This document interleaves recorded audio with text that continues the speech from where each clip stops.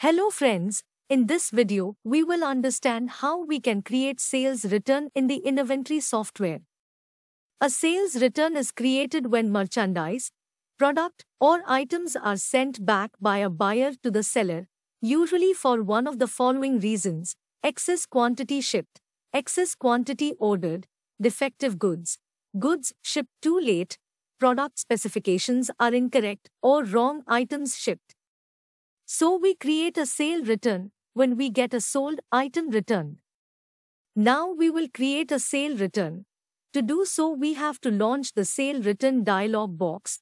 For launching it, we can click on the Transactions tab in the menu bar and then select the sale return option.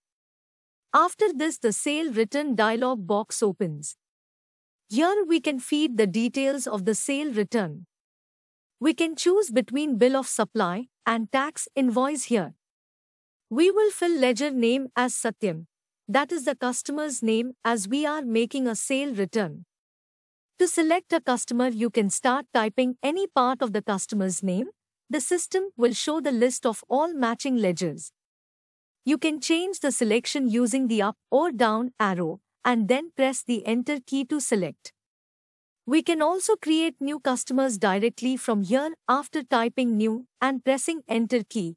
Then create new ledger dialog box opens.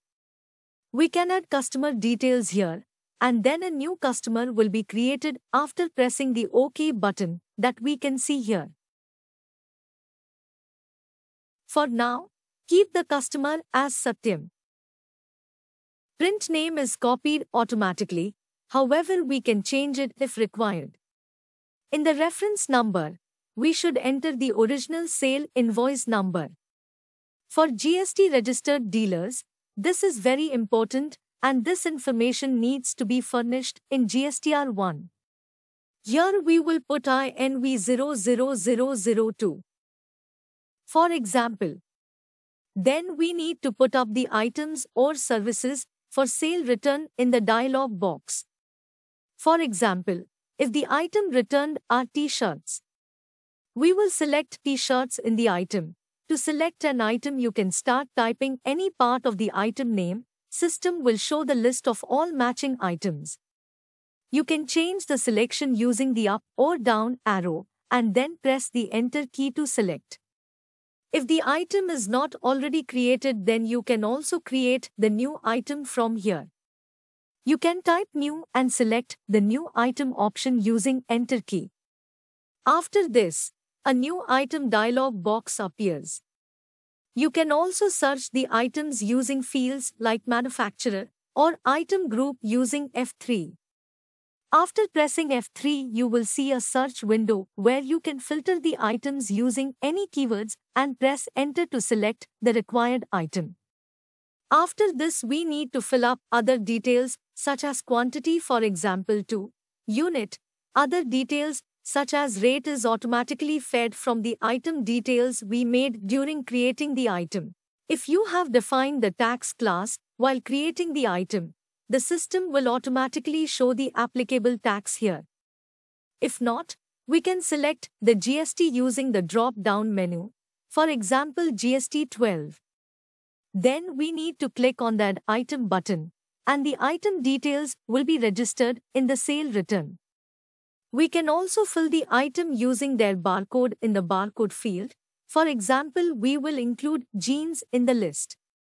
We will be required to feed the barcode number 5 to 8694 and press enter, and the item will be added automatically, as we can see here. We can also edit or delete the details using the options we can see here. To edit the details, we need to select the item and click Edit button. We can then edit the details as required. For example, change quantity from 1 to 2 and then click on Add Item button, and the sale return is edited, as we can see. Similarly, to delete items, we can select the item and click on Delete, and the item will be deleted from the sale return. Here we also get options to add services using the Add Service button. We have to click on the Add Service button and then add the service. Fill information such as quantity, rate, and amount. After that, press OK and the service will be added. Finally, we can select the payment mode, example cash or Paytm or any other payment mode. We can also add transport details using the Transport Details tab, which we can see here. After filling the details as required, we have to click on the OK button and the sales return will be created. We can also create the sale return from the sale transaction in the sales register. We will open the sales register. Then we can select the sale transaction after feeding the duration dates. After this, we can click on the Create Sale Return option from the Duplicate tab drop-down arrow. This will create the sale return from the sale invoice with all the details of the sale as we can see here. Review the payment information and click OK to save the sale return. We can create sales returns using Daybook and Ledger Book also by following the same procedure. Thank you.